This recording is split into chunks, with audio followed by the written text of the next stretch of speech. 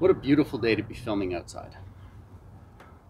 Today, I'm going to be reviewing this Honda WX15 1.5-inch water pump.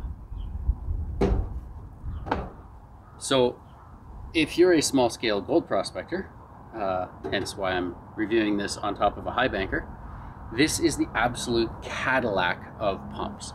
Now, I purchased this thing new, brand new from the store. I still have my receipt. This is the biggest downside or negative to this pump. So in October 16th of 2013, I paid $632.90 for this pump. So let's just get over that. It's expensive. But I'm going to open this up real quick and just go through some of the stats of it. So the WX15, biggest advantage to me personally is the weight. This thing weighs, according to this, exactly 9.0 kilograms. That's 19.8 pounds. So less than 20 pounds, pick it up, full of oil, full of gas. It's a little bit more, but it's a light pump. And the biggest issue I found when it came to prospecting is you need to be mobile. If you have one of those big 2-inch pumps that weighs 60 pounds that you're lugging around, part of the issue is you're only going to get gold if you're digging where there is gold. And in order to get where there is gold, you have to be mobile. So having this as the power plant to build everything else around, it just makes everything so much easier to stay mobile. You don't even have to worry about having a cart when you have a pump this size.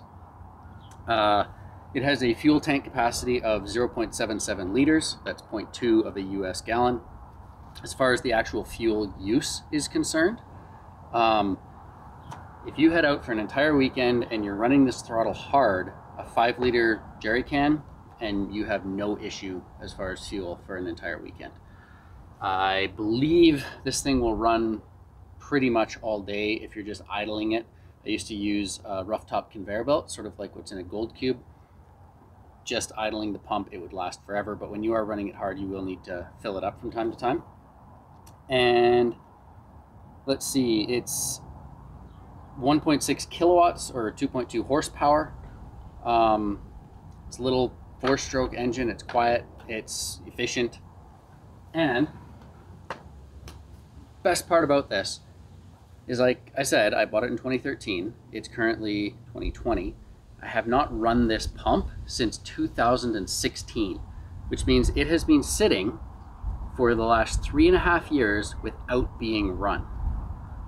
And I'm just gonna open this up. I've checked. There is 0 gasoline in the tank. If you have a pump like this, there's a couple things you need to know.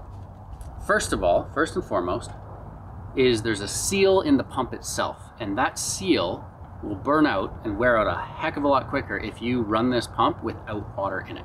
So before you do anything, you have to add some water to the pump. That lubricates the seal. A lot of these pumps have a ceramic seal.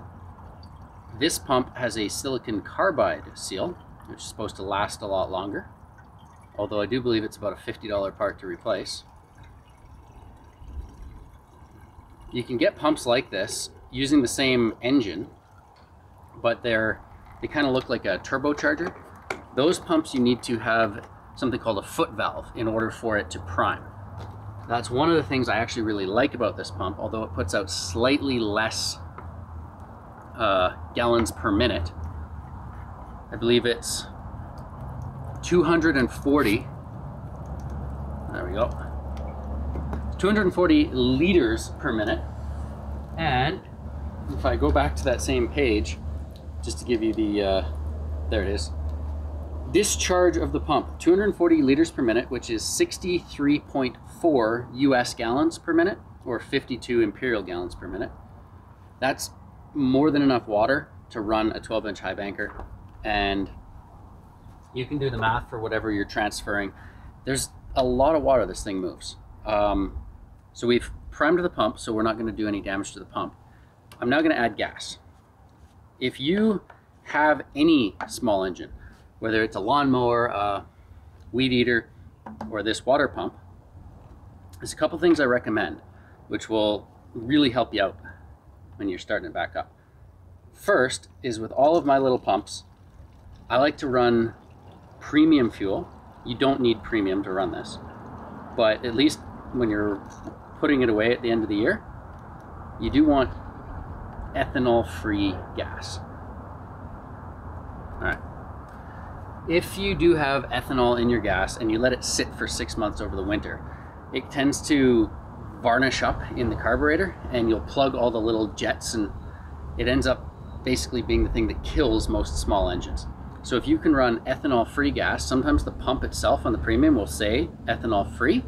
And just a tip, if you go to Shell anywhere across Canada, all Shell premium 91 octane fuel is 100% ethanol-free.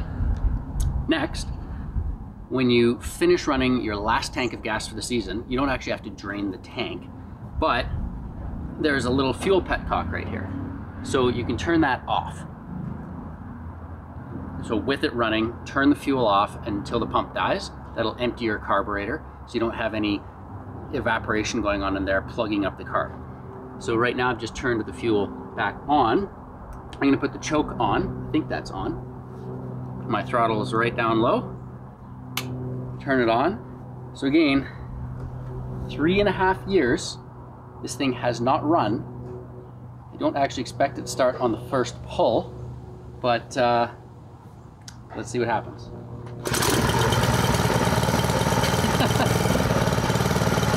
That's unreal. Choke's off. I'm not making this up, people. 3.5 years, this thing has not run. That is awesome. So, I'll finish off with a quick demonstration of how much water this thing puts out. I still can't believe that started on the very first pull. Again, run ethanol-free gasoline if you leave it in over winter. Turn off your fuel valve and let it run dry on the last tank of the season, and you should have similar results to this. It's leaving gas sitting in the carburetor for long periods that ends up causing problems. So, we're just gonna hook this up. I like using cam lock fittings, saves so much time.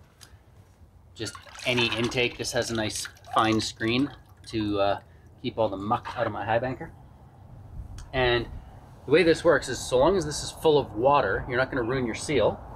Let's turn that back on. I think choke is still off. Let's see if it starts. Didn't run for very long. Let's see if it starts with the choke off. So the water's slowly going to start filling this up. I'm just going to take my table off.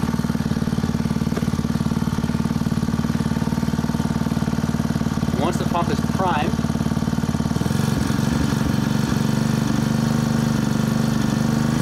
almost there.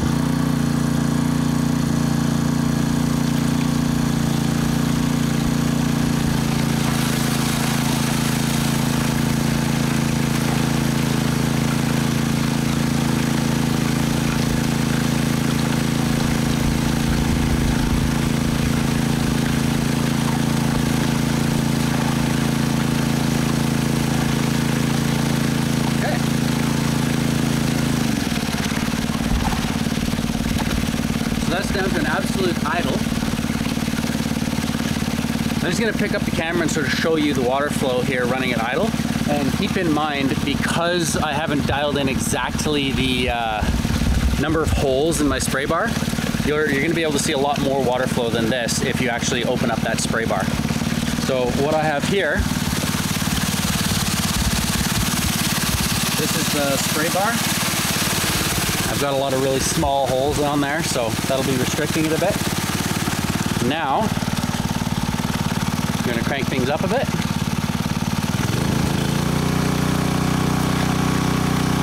There we go.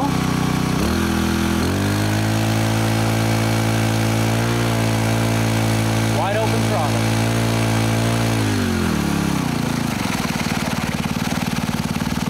I think at wide open throttle I was sucking a little bit of air here at the intake, but as you can tell, that is a lot of water moving through a sluice box. Well, there you go. Next up, I'll do a quick overview of the high banker itself. I'm going to be using this Dream matting. I'll just show you something real cool right here. Turn that off for a second. One of the coolest features of this is just how easy it's going to be to clean out. So normally you've got a little screw or something to hold this stuff in place. What I did, I guess it's actually a two-hand operation. Let's see if I can use the tripod. There you go, sitting on the Dream mat. So right here, it tucks underneath, and I've just put a couple rivets in here. So you can just lift this up, and then it'll hook in there. So I'll do that right now. Now your mat's not going anywhere, and we'll fire it back up. Love this pump.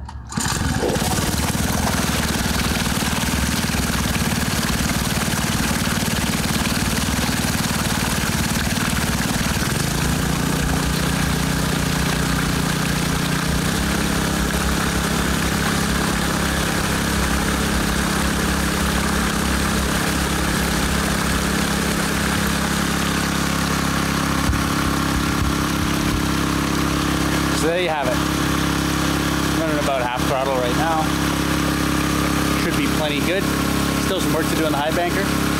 But as far as the Honda WX15 pump is concerned, absolutely the Cadillac pump of small pumps. Moves a lot of water for something that weighs 20 pounds. And there's that legendary Honda reliability right there. First pull after 3.5 years. So thanks for watching. And if you're interested in the gold mining side of this summer, I'm going to be doing my best, starting from nothing. Built a high banker. The pump's the only piece of equipment that I actually had. And I'm going to be using a Sea-Doo to go around the Alberta rivers and see, is it possible to actually make some real money mining for gold? It's always been a hobby. I love doing it, but I'm curious. If you put your mind to it and you do things properly, and you actually make a living during the summer at least, mining for gold here in Alberta. So if you're interested in that, subscribe, hit the little bell icon, you won't miss the next video. Thank you for watching.